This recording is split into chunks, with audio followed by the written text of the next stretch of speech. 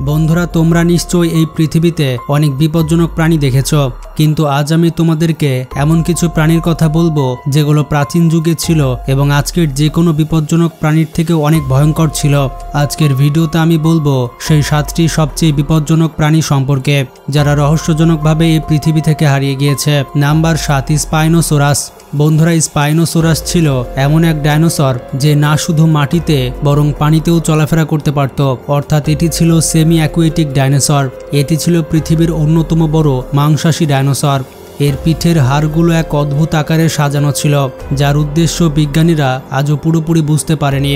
স্পাইনোসোরাস মূলত বর্তমান উত্তর আফ্রিকার অঞ্চলগুলো যেমন মরক্কো, মিশর এবং আলজেরিয়ায় বসবাস করত।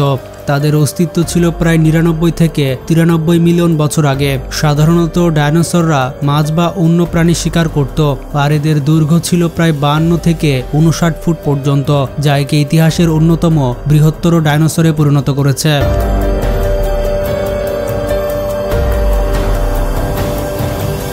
নাম্বার 6, মেগালডন। রেকর্ড অনুযায়ী মেগালডন ছিল পৃথিবীর ইতিহাসের সবচেয়ে বড় হাঙর। এটি প্রায় 2.3 কোটি থেকে 26 লক্ষ বছর আগে পৃথিবীতে বাস করত।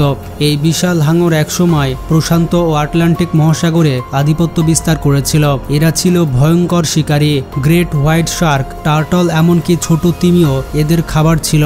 মেগালডনের দৈর্ঘ্য ছিল প্রায় 52 থেকে 60 ফুট পর্যন্ত, কিছু অনুমানে আরো বড় হতে পারে। বর্তমান হাঙরের তুলনায় এটি প্রায় 50 গুণ বড় ছিল।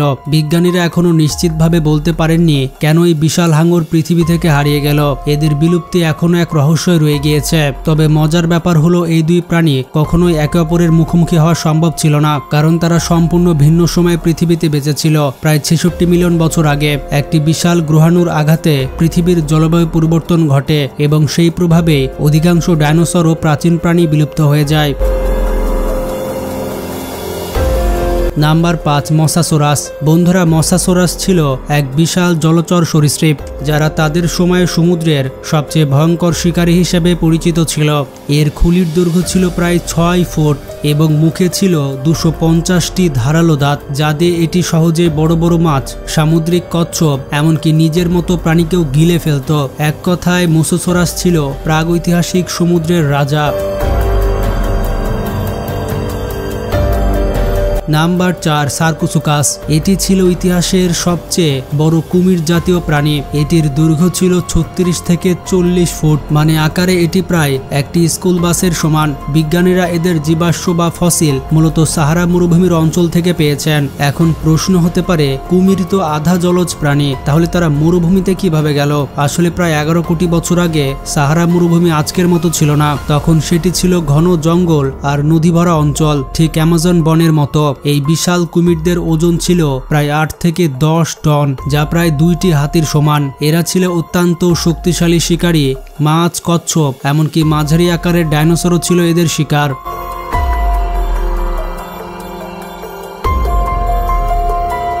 Number 3, sabretooth tiger. এই প্রাণীটিকে আমরা অনেক সিনেমায় দেখেছি। স্যাবারটুথ টাইগারের মুখে ছিল প্রায় 7 ইঞ্চি লম্বা দাঁত, যা তাকে আরো ভয়ঙ্কর করে তুলত। আকারে এটি আধুনিক সিংহের মতোই ছিল, কিন্তু গঠন ও পেশি শক্তিতে আরো বেশি শক্তিশালী। জীবাশ্ম গবেষণা থেকে জানা যায় এদের গতি এবং শিকার করার কৌশল সিংহের চেয়েও উন্নত ছিল। স্যাবারটুথ টাইগার ছিল এক ভয়ঙ্কর মাংসাশী প্রাণী যারা ঘোড়া, উট, এমনকি মানুষকেও শিকার করত। যদিও বরফ যুগে তারা কিছুদিন টিকে ছিল, কিন্তু প্রায় 10,000 বছর আগে পৃথিবীর জলবায়ু পরিবর্তনের কারণে এবং শিকারের অভাবে তারা বিলুপ্ত হয়ে যায়।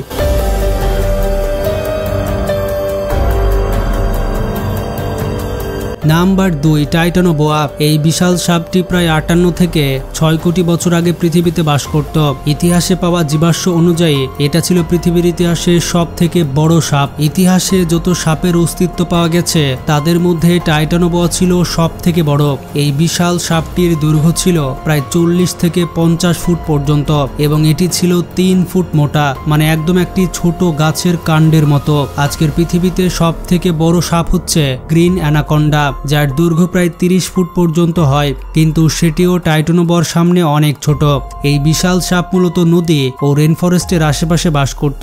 এর শরীর এতই বিশাল ছিল যে এটি বেশিরভাগ সময় পানিতেই থাকত। শিকার করার সময় টাইটানোবোয়া তার শিকারকে জাপটে ধরে শ্বাসরোধ করে মেরে ফেলত, তারপর পুরোটা গিলে ফেলত। এদের খাবারের মধ্যে ছিল বড় বড় মাছ, কুমির এবং মাঝারি আকারের স্তন্যপায়ী প্রাণী।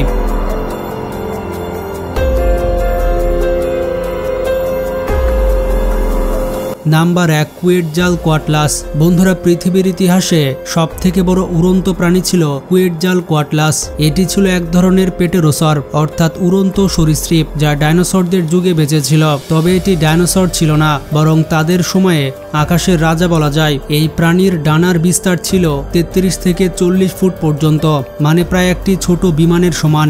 এর ঘাড়ের দৈর্ঘ্য ছিল প্রায় 8 ফুট, যার মানে এটি সহজে একজন মানুষকে এক কামড়ে গিলে ফেলতে পারত। এরা সাধারণত ছোট ডাইনোসর এবং মৃত প্রাণী খেত, অনেকটা আজকের শকুনের মতো। কুয়েটজালকোয়াটলাস এবং এর মতো অন্যান্য উড়ন্ত সরীসৃপদের বিলুপ্তির কারণও ছিল সে একই। প্রায় 66 মিলিয়ন বছর আগে একটি বিশাল গ্রহাণুর আঘাতে পৃথিবীর জলবায়ু বদলে যায়, সূর্যের আলো পুরোপুরি বন্ধ হয়ে যায় এবং ডাইনোসরদের মতো এই প্রাণীরাও চিরতরে হারিয়ে যায়। বন্ধুরা, আশা করছি এই ভিডিও থেকে তোমরা প্রাচীন বিশ্বের কিছু অজানা ও আশ্চর্য প্রাণী সম্পর্কে জানতে পেরেছ। যদি ভিডিওটি ভালো লেগে থাকে তাহলে একটি লাইক করো এবং ভিডিওটি সবার সাথে শেয়ার করে দাও। তো ভালো থাকবে, আল্লাহ হাফেজ।